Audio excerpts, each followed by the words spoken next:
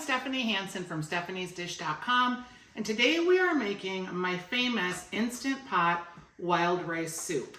So we're gonna start with a tablespoon of butter, and we're gonna put our Instant Pot on saute.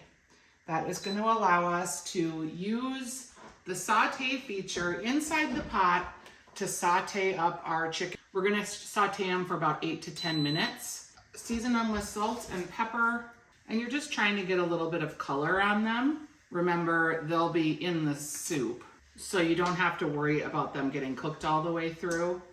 In the meantime, I'm going to talk through the other ingredients. We've got celery, we've got carrots, we've got a cup of wild rice, a cup of onions, an 8-ounce package of mushrooms, some garlic cloves, some dried thyme, some dried sage, a couple cups of cream, 4 cups of broth, and you could use packaged chicken broth. I happen to have my own broth made, so I'm going to use that.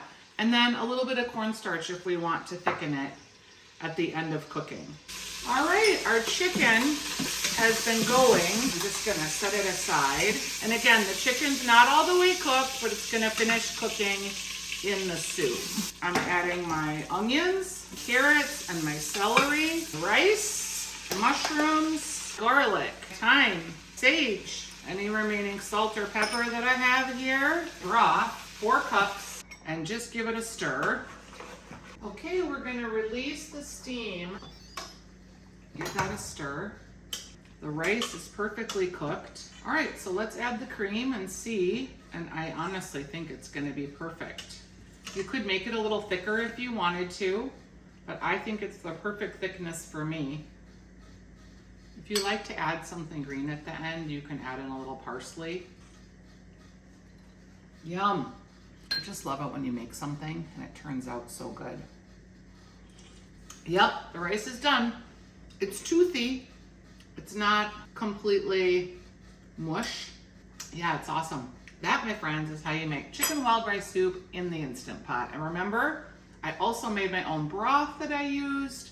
So you can find this recipe and lots of Instant Pot recipes at stephaniesdish.com. We even have a Facebook group for Instant Pots. It's called the Weekly Dish Instant Potters, and you can find that on Facebook. And you can find all kinds of recipes for the Instant Pot. You can find some soda bread that would really be delicious with this wild rice soup at stephaniesdish.com.